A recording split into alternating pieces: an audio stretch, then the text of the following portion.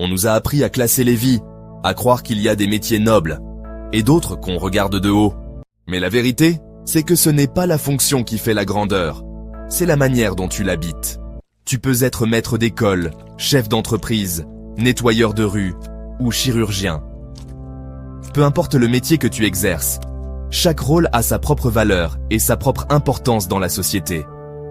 Derrière chaque uniforme, chaque titre, il y a une personne qui contribue à sa manière au bien commun. Si tu fais ce que tu fais avec conscience, engagement et profondeur, tu es à ta juste place. Ce n'est pas la reconnaissance extérieure ou le prestige qui définissent la grandeur d'une vocation, mais la sincérité et la passion que tu y mets. Aucune vocation n'est supérieure à une autre, car toutes demandent du cœur, de la rigueur et de l'attention. Il n'y a que des gens qui sont présents à ce qu'ils font, qui vivent pleinement chaque geste, chaque instant, et qui trouvent de la dignité dans leur engagement quotidien. Leur présence transforme le plus simple des actes en quelque chose de grand. Et puis, il y a ceux qui fuient derrière une image, qui cherchent à paraître plutôt qu'à être, oubliant que la vraie grandeur ne se mesure pas à l'apparence, mais à la qualité de la présence et de l'engagement.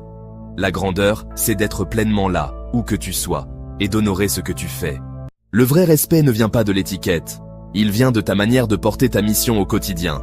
Ce qui compte, ce n'est pas de briller, c'est de vivre en accord avec ce que tu ressens comme vrai, et de le faire à fond, peu importe le regard des autres.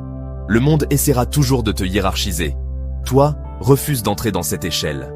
Prends un moment pour observer ton activité quotidienne, que ce soit au travail, dans tes projets personnels, ou même dans les petites routines qui rythment ta journée. Regarde-toi agir, sans jugement, comme si tu étais un spectateur de ta propre vie. Demande-toi, dans ces moments, est-ce que tu ressens de la joie, de la fierté, ou simplement l'habitude de faire ce qu'on attend de toi? Et pose-toi cette question essentielle. Est-ce que je suis vraiment là, présent à ce que je fais? Ou bien, est-ce que je joue un rôle, en essayant de correspondre à une image ou à des attentes extérieures? Prends le temps d'écrire tes réflexions, ou simplement de t'arrêter quelques secondes pour ressentir ce qui se passe en toi. Si la réponse te dérange, si tu sens un malaise ou une distance entre ce que tu fais et ce que tu es vraiment, sache que c'est normal. C'est le premier pas vers plus d'authenticité. Tu peux commencer par de petits gestes, oser dire ce que tu penses, prendre une pause pour respirer, ou simplement t'autoriser à être toi-même, même si ce n'est pas parfait. Choisis de faire les choses pour toi, pour nourrir ce qui te rend vivant, et non pour valider une image ou répondre à des attentes. L'authenticité, c'est un chemin, pas une destination. Chaque petit pas compte, et c'est dans ces moments que tu te rapproches de qui tu es vraiment. Tu n'es pas là pour plaire, tu n'es pas là pour répondre aux attentes des autres, ni pour te conformer à ce que la société attend de toi. Ta présence ici, dans ce monde, a un sens bien plus profond. Il s'agit de trouver ce qui résonne en toi, ce qui te fait vibrer, ce qui te donne envie de te lever chaque matin avec énergie et conviction.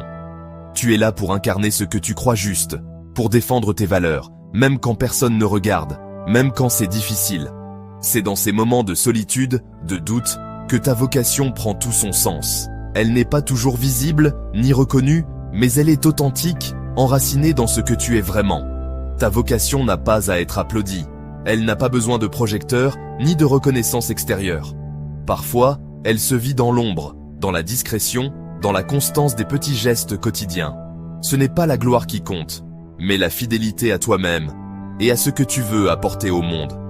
Elle a juste à être vécue, avec puissance, avec intégrité, avec passion. Peu importe le regard des autres, ce qui compte, c'est la force avec laquelle tu t'engages, la sincérité de ton action, la profondeur de ton engagement. C'est ça, incarner sa vocation. Vivre pleinement, sans compromis, ce qui te fait vibrer. Abonne-toi si tu veux continuer ce chemin avec moi, si tu veux explorer ensemble comment donner du sens à chaque action, à chaque choix. Ici, on avance pas à pas, on partage nos doutes, nos victoires, et on s'encourage à aller toujours plus loin. La semaine prochaine, on parlera de la puissance de la maîtrise. Parce que rien ne vaut plus que de savoir vraiment faire une chose à fond, de sentir la progression, la transformation et la satisfaction profonde qui en découle. À très vite pour la suite de cette aventure.